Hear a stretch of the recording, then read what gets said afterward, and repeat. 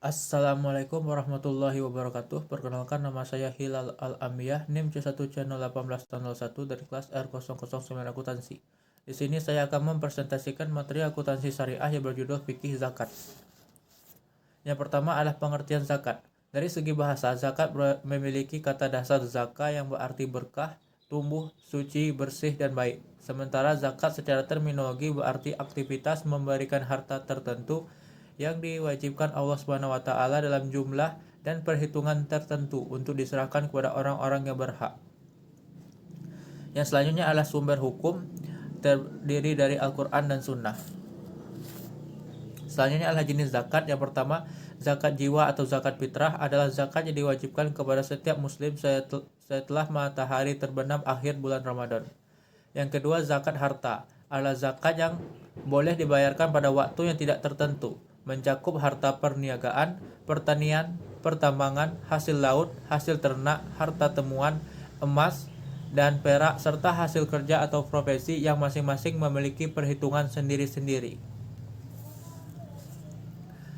Yang selanjutnya adalah objek zakat harta. Yang pertama, zakat binatang ternak atau zakat an'am.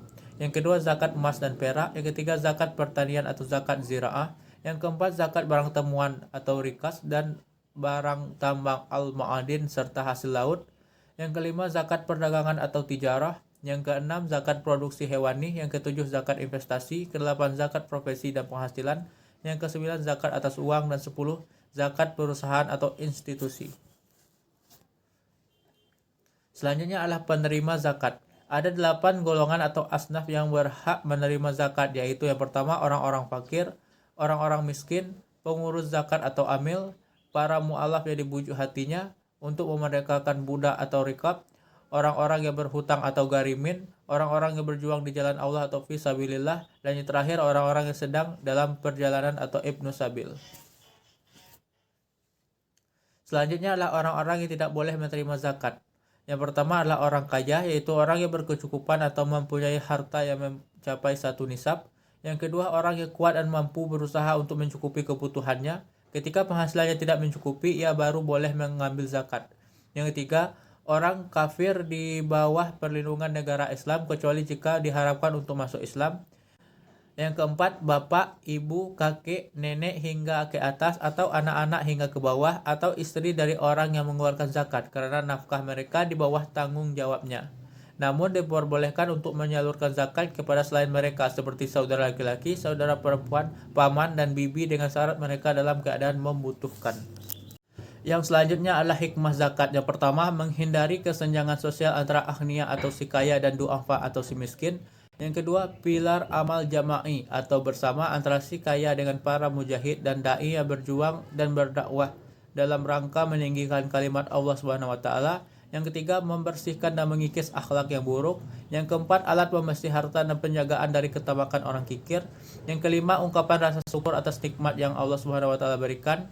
Yang keenam, untuk pengembangan potensi umat melalui terwujudnya sistem kemasyarakatan Islam yang berdiri atas prinsip-prinsip ummatan wahidan atau umat yang satu, musawah persamaan derajat dan kewajiban, ukhuwah Islamiyah atau persaudaraan Islam, dan takaful ijtimai atau tanggung jawab bersama. Yang ketujuh, dukungan moral kepada orang yang baru masuk Islam. Yang kedelapan, menambah pendapatan negara untuk proyek-proyek yang berguna bagi umat. Dan yang kesembilan, menjadi unsur penting dalam mewujudkan keseimbangan dalam distribusi harta atau social distribution dan keseimbangan tanggung jawab individu dalam masyarakat.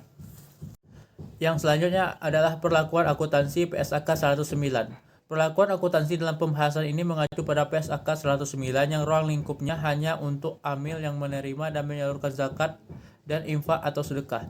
PSAK ini wajib diterapkan oleh amil yang mendapat izin dari regulator. Meski demikian, amil yang tidak mendapat izin juga dapat menerapkan PSAK ini. PSAK 109 ini merujuk kepada beberapa fatwa MUI, yaitu sebagai berikut. Yang pertama, Fatwa MUI nomor 8 tahun 2011 tentang amil zakat. Yang kedua, Fatwa MUI nomor 13 tahun 2011 tentang hukum zakat atas harta haram. Yang ketiga, Fatwa MUI nomor 14 tahun 2011 tentang penyaluran harta zakat dalam bentuk aset kelolaan. Dan yang keempat, Fatwa MUI nomor 15 tahun 2011 tentang penarikan, pemeliharaan, dan penyaluran harta zakat. Baiklah, sekian hasil presentasi dari saya. Apabila terdapat kesalahan atau kekeliruan saya mohon maaf. Saya akhiri, wabillahi taufik wa hidayah. Wassalamualaikum warahmatullahi wabarakatuh.